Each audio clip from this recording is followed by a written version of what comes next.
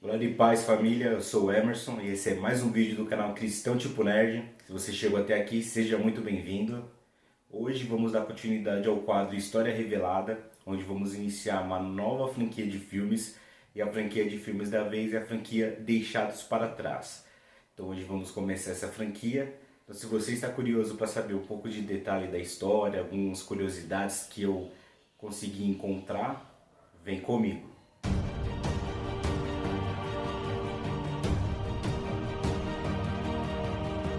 Se você passou da vinheta, eu peço por favor que você deixe seu like no vídeo, se inscreva no canal, caso não seja inscrito, e ative o sininho de notificação para receber todas as informações de vídeos quando forem postados.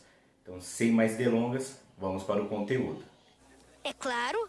O filme Deixados para Trás 1, eu não consegui localizar o roteirista, saber quem foi que roteirizou, e eu creio que seja o mesmo roteirista dos demais filmes.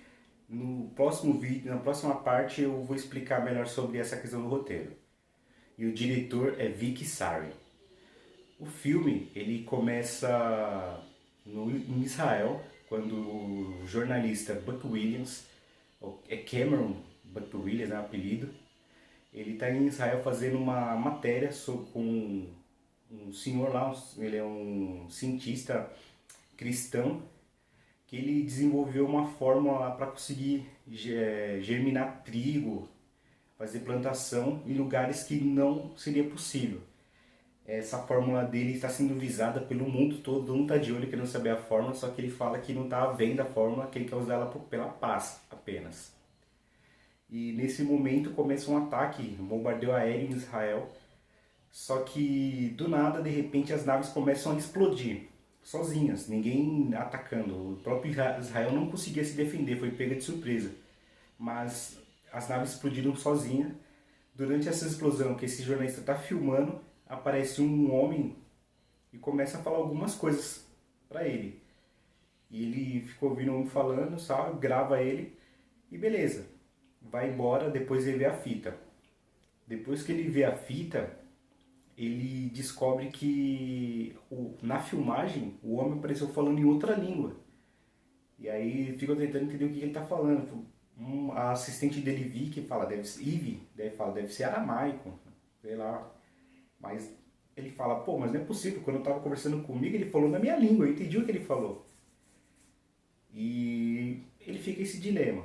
Depois disso conhecemos outra parte do núcleo, que é o Hayford Steele, que é um piloto de avião.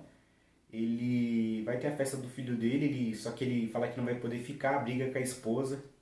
Depois a filha dele tenta convencer eles, tem uma discussão também, a filha dele fica jogando na cara que ele mudou a tratativa por causa da mãe dela, o jeito que ela é agora. E ele também fala, você acha que eu gosto dos amigos dela, você acha que eu gosto do jeito que ela é? Assim, eles não deixam explicado nesse momento, ele só implicitamente, mas o que eles estão falando é que a mãe dela e esposa dele se tornou cristã. E isso está afastando eles dela, porque ela está tentando convencer eles do que vai acontecer, que precisa voltar para Deus, e eles não querem saber disso, então eles acabam estão se afastando dela. Tanto que o rei ele tem uma amante chamada Hattie Durham, e que é uma aeromoça. Então, durante esse voo que ele vai ter que ir, ele descobre que ela vai sair da aviação, ela vai trabalhar nas Nações Unidas, inclusive ela conhece o Buck também, e o Buck que ajudou ela a conseguir esse emprego. Ela fala que está esperando ele tomar uma atitude de se separar da mulher para ficar com ela, porque ele não vê mais motivo de ficar só no lenga-lenga na insepação com ele, então ela quer uma coisa séria. Então quer que ele, já que ele fala que não está mais feliz com a esposa, que ele larga ela para ficar com ela. Só que ele está ali enrolando, ele não quer largar a esposa, mas quer ficar com ela. E durante esse voo, muitas pessoas desaparecem. Fica só as roupas jogadas onde elas estavam, brincos, marca-passo, tudo que a pessoa teria no corpo fica jogado lá no banco e a pessoa em si desaparece. Então fica uma loucura, todo mundo desaparece e isso acontecendo no avião, mas nas ruas está acontecendo a mesma coisa, vários acidentes, pessoas que estavam dirigindo desapareceram, o carro bateu com outro carro, pessoas em casa desaparecendo. E no meio dessa loucura, descobre que milhares de pessoas desapareceram, não foi só ali nos Estados Unidos, foi no mundo todo. Inclusive desapareceu a esposa do Ray e o filho mais novo dele. E é revelado também que, na verdade, as crianças em geral, até uma certa idade, desapareceu todas. Só alguns adolescentes com uma certa idade um pouco acima continuaram, alguns. Mas crianças assim, de uma determinada idade para baixo, tudo desapareceu. E alguns adultos também. Então eles ficam tentando coligar o que aconteceu.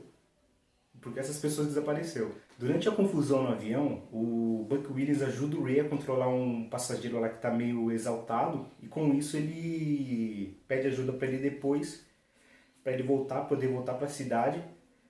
E com isso ele acaba ficando lá na casa do Ray. Quando o Ray vai atrás da mulher dele, da filha, chega lá e não encontra ninguém.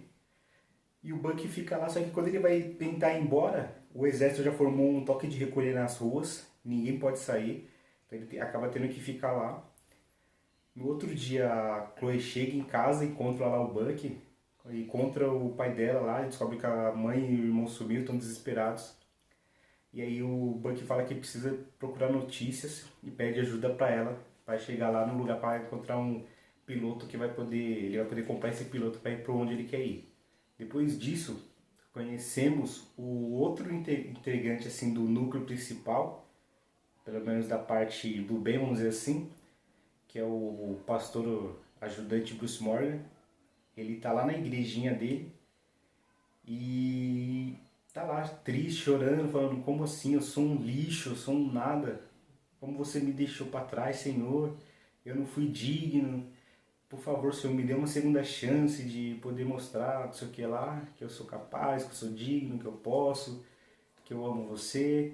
E nessa hora o Ray chega lá pra tentar saber notícias da esposa dele, já que ela era dessa mesma igreja. E vê lá o Morgan, o Bruce, orando e acaba sentando com ele e o Bruce explica tudo pra ele, o que aconteceu. Inclusive mostra uma fita que o pastor oficial da igreja tinha gravado há 3 anos atrás, com a ajuda dele inclusive, onde ele estava relatando tudo o que ia acontecer.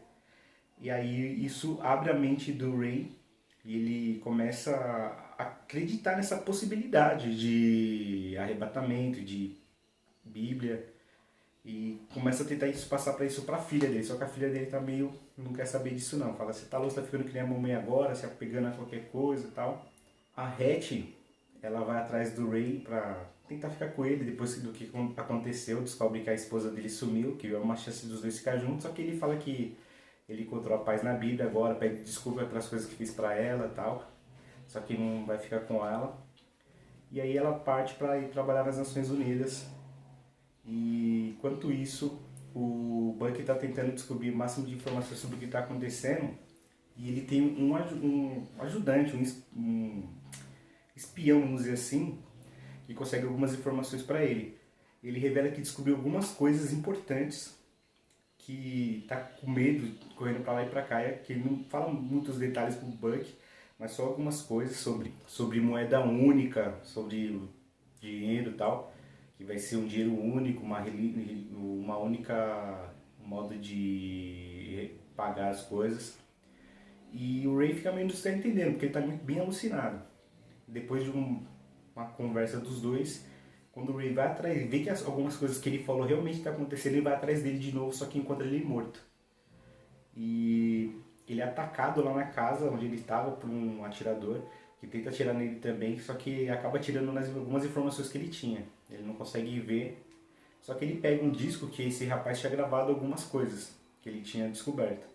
E com isso o Buck descobre algumas informações sobre compras de lotes de terra. Ele não explica muito bem, mas assim, que ele tem esses 10 lotes de terra. A amiga dele, Eve, junto com a Glória, outra ajudante, está tentando descobrir as maiores informações. Enquanto isso, lá do outro lado do núcleo, na outra trama, um rapaz chamado Nikolai Karpatia, que ele tem uma certa influência, trabalha na ONU, nas Nações Unidas, e ele está reunido com 2 banqueiros que estão aparentemente financiando ele e treinando ele para ele ser um grande político que vai salvar o mundo, vai trazer paz para a humanidade, vai fazer certas coisas em defesa da paz. E estão tramando certas situações com ele. Inclusive eles localizaram um manuscrito que está mostrando exatamente o local onde era o Templo de Salomão. para que eles possam reconstruir o templo no local exato, que nem estão tentando fazer isso há anos. E leva para aquele cristão lá que tinha a fórmula das colheitas, e os dois se unem para trazer uma falsa paz, vamos dizer assim. E com isso nós vamos descobrindo, arquitetando os planos que esse Nicolai, ele na verdade é o anticristo. E o interesse dele não é realmente ajudar ninguém. Ele quer trazer o terror, ele quer trazer todas as maldições que está descrito no livro de Apocalipse. E depois que isso é meio que explícito pro Bucky, ele foi tentar, só que ele, como ele foi ludibriado, ele acha que o Nikolai é bonzinho e os banqueiros lá que são os maus, mas é o contrário. Então ele vai no Nikolai, com a ajuda de um intermediário lá do cristão lá do começo, e fala sobre os banqueiros, tudo que ele fez. E o Nikolai arma uma sessão para desmascarar os dois. E durante essa sessão, um pouco antes dessa sessão, o Bucky percebe que realmente tudo que o pessoal falou para ele tá, se torna realidade, porque o pessoal falou para ele, o Ray e o pastor Bruce mostraram lá a fita do outro pastor antigo falando o que ia acontecer, mostrou as citações do que está acontecendo na Bíblia e falou que vai ter os 7 anos de luta, vai ter a construção do terceiro templo, falou tudo isso para ele, só que ele não acreditou. Só que depois lá, quando ele estava lá nesse lugar, ele viu as coisas, viu a planta da construção do templo, então ele realmente percebeu que é verdade. E aí ele, no ato assim, de coração, pediu desculpa para Deus por estar cego e pediu para Deus perdoar ele. Nunca tinha orado, mas foi falando o que ele sentia no coração e aceitou Deus ali, Jesus como Salvador. E durante essa reunião, depois que teve, o Nikolai foi falando, começou a acusar os dois banqueiros falaram, como assim do que você está falando, Nikolai? E ele foi meio que acusando, fingindo que passando de bonzinho. E aí ele pegou a arma do segurança e atirou em um dos dois e depois atirou no outro. Só que ele começou a falar uma história, nossa, isso foi terrível. Quando eles foram desmascarados com a ajuda do Buck Williams, tudo que ele falou, atirou no amigo e depois se matou.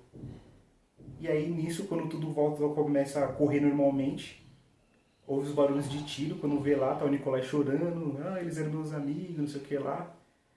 Só que todo mundo tá achando que realmente isso aconteceu. Para as pessoas, eles foram meio que iludidos, uma ilusão que o Nikolai criou. Então eles viram o que o Nikolai tá falando, que eles se mataram. Só que o Bucky, por ter aceitado Jesus, ele foi blindado das ilusões. E aí ele viu a verdade, ele sabe o que aconteceu.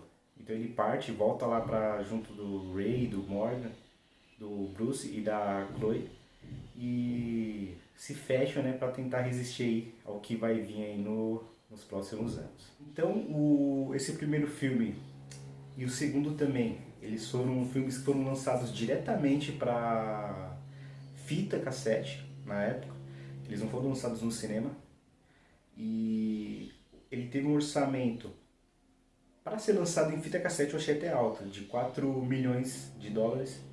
Só que ele teve uma arrecadação de 4 milhões e 200 mil dólares. Ou seja, de lucro eles tiveram 200 mil dólares. Eles se pagaram, pagou o que gastou e ganhou 200 mil dólares. Vamos fazer um filme para a gente ganhar 200 mil dólares? Foi o que aconteceu. E assim, como o filme foi lançado para fita, eu até entendo que não tem uma arrecadação tão alta, mas muito pouco pelo que foi gasto. Mas pelo menos se pagou, não teve prejuízo. E a crítica especializada não gostou muito do filme. Falaram diversas coisas, que o filme não foi coeso, não teve uma história legal, amarrada. E a crítica profissional deu 16% no Rotten Tomatoes. E já a crítica pública em geral acabou dando 56%. Também não foi uma unanimidade, não gostaram tanto.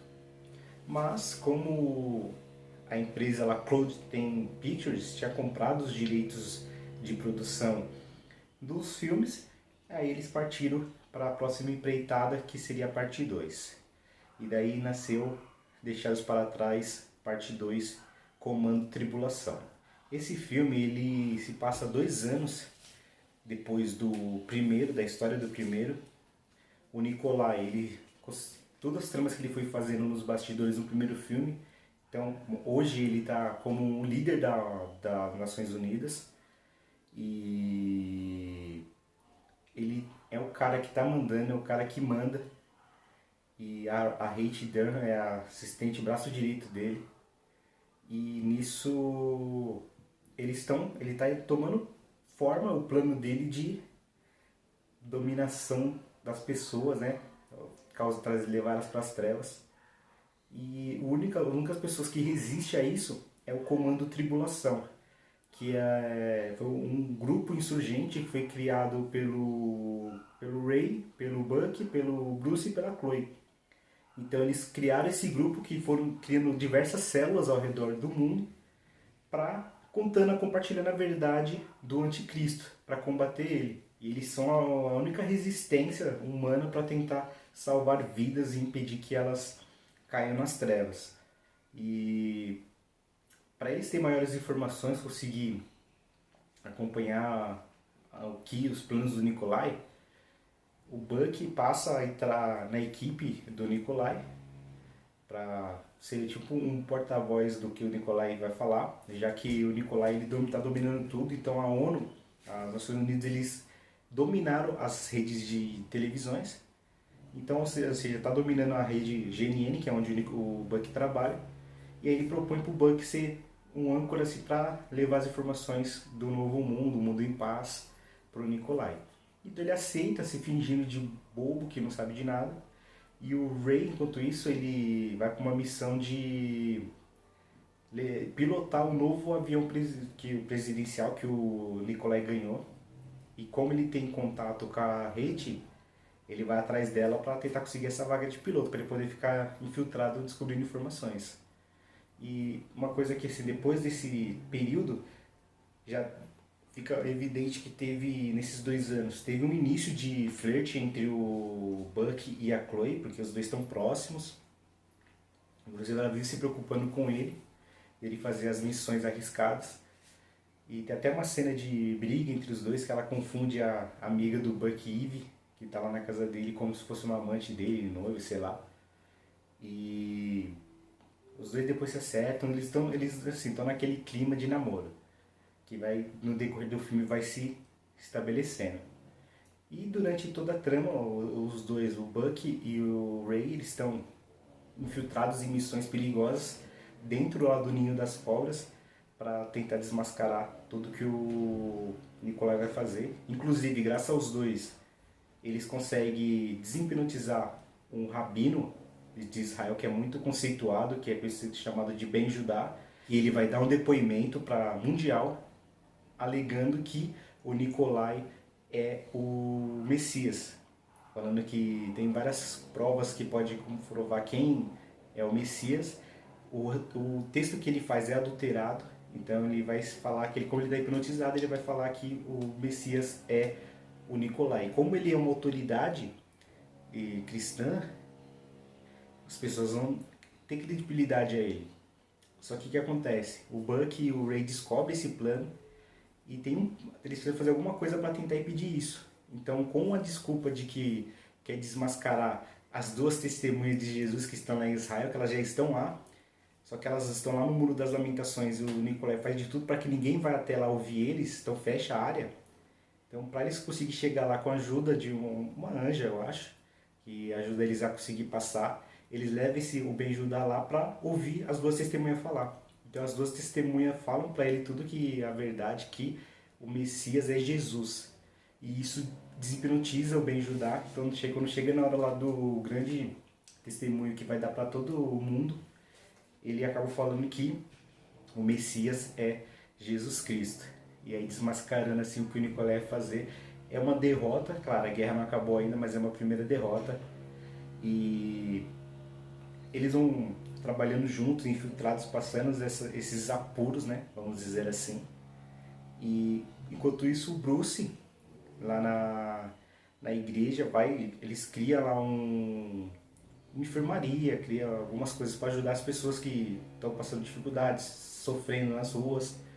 E eles vão recolhendo as pessoas. Então ele e a Chloe vão fazendo essa parte, mas ajudando direto na base mesmo, enquanto o Buck e o Ray vão fazendo as missões mais arriscadas, indo a campo, as missões para conseguir desmascarar o anticristo. Para quem em contrapartida, a humanidade ela está totalmente iludida e cega, acreditando que o Nikolai realmente é o salvador, ele que é o cara bonzinho. Tanto que quando você pega alguém que eles tentam passar a verdade para as pessoas que não acreditam, e quando eles falam que o Nikolai é mau, todo mundo já fica, o quê? Fica indignado, o Nikolai é bonzinho, você é louco, ele quer salvar a humanidade, não sei o quê, é o paz do mundo. Então tá todo mundo iludido nos discursos do que ele está fazendo, porque ele faz de bom moço para enganar todo mundo. E segue assim a batalha dentro do comando tribulação contra o Nikolai, que inclusive pôs um regime autoritário que ele está tirando tudo, praticamente todos os direitos. Ele tirou a imprensa, ele dominou a imprensa só falava o que ele queria que a imprensa falasse. Tanto que quando acontecia alguma coisa que falasse que ele já não concordava, ele já mandava cortar na hora. Que nem nessa cena, quando o Ben Judá vai revelar que Jesus Cristo é o Messias, um pouco antes ele já manda cortar. Só que por uma ação rápida do Ray, que ele tira lá o transmissor de telefonia, eles não conseguem usar a mensagem rápida. Então eu vou ter que usar o celular e nisso dá tempo do Ben Judá mandar a verdade que o Messias é Jesus. Então ele está, tudo que vai acontecer na TV que eles não concordam, ele manda cortar na hora. Então ele está controlando tudo, a polícia armada dele então mata as pessoas assim por qualquer motivo, eles não precisam de muito motivo. Se fez alguma baderna ele já mete tiro, então ele está reprimindo todo mundo, principalmente quem tenta pregar alguma coisa sobre Deus. E com isso ele vai crescendo e comandando e crescendo o império dele na ONU, se tornando uma das pessoas mais importantes da humanidade, tanto que chega no ponto de diversos líderes mundiais pedir para ele, pela ONU, né, pelas Nações Unidas, formar uma moeda única, para que ajude as pessoas porque todas as moedas estão desvalorizando. Então eles precisam de uma moeda forte, ajuda das Nações Unidas, e aí ele pede que seja criada uma moeda única, que vai ser controlada por ele. E ele também institui, inicialmente, uma fé única, para uma fé que não discrimina nenhuma outra fé. Então uma fé vai ser uma única fé, uma única religião que prega lá, é claro, as coisas que ele quer que sejam pregadas. Então o filme vai tomando todos esses moldes dentro da batalha do comando de tribulação contra o Nikolai, que aí se desfecha melhor, vai continuando no terceiro filme. Então esse filme ele foi roteirizado, que nem eu disse no começo, pelo John Patos e o Paul Lalonde. Eu creio que eles também foram os roteiristas do primeiro filme, porque como não achei crédito de ninguém, eu creio que foram eles, porque o terceiro filme o filme remake também foram roteirizados por eles. Não, às vezes, teve um que não foi roteirizado pelos dois, mas um deles pelo menos estava. Então eles estão por trás de todos os filmes. Então por isso que eu creio que o primeiro também foi por eles. Mesmo que não tenha crédito, eu creio que foi por eles. Esse filme eu consigo encontrar o orçamento dele, teve um orçamento de 3.800 milhões. 3 milhões e 800 mil, na verdade, desculpa. E eu não consegui encontrar a renda dele. Procurei bastante, mas não encontrei quanto ele fez de renda. Mas ele também foi lançado para fita VHS direto e fez a renda, eu não sei quanto ele fez, se ele teve lucro ou não dessa vez. Mas ele teve um orçamento de 3 milhões e 800. E a recepção da crítica, eu não consegui encontrar críticas especializadas, profissionais que trabalham nessa área, mas o público em geral deu 68% de aprovação. Então ele já foi bem melhor do que o primeiro, deu uma avançada em relação ao primeiro filme. E é isso. Agora só uma curiosidade sobre a história. Essa história ela é baseada em livros, não só a Bíblia, claro, na verdade a Bíblia inspirou os livros, que é a coleção dos livros dos dois autores, Tim LaHaye e Jerry B. Jenkins.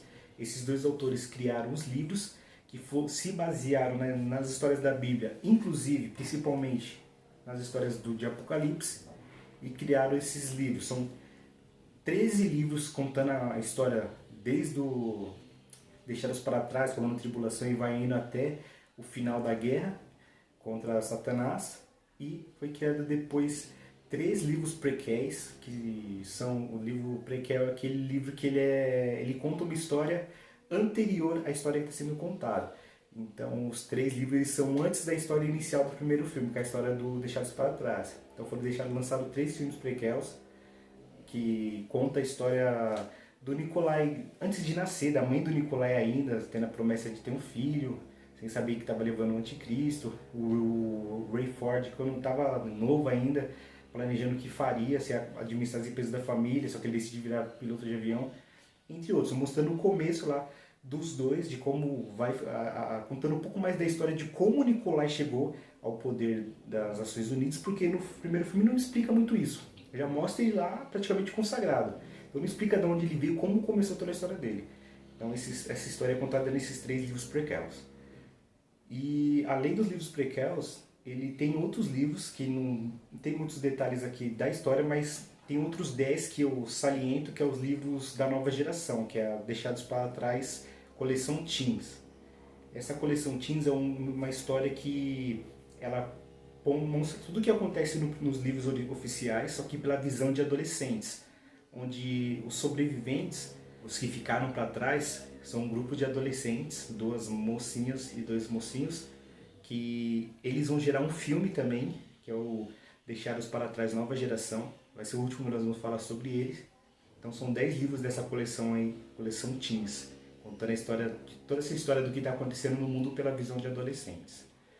Então é isso, esse foi o primeiro vídeo dessa franquia, Deixados para Trás. Espero que vocês tenham gostado. Claro, se você gostou já sabe o procedimento, deixa o seu like, se inscreve no canal caso não seja inscrito e aciona o sininho de notificação para receber as maiores informações aí de quando eu postar vídeo. Então no mais é isso. Fui!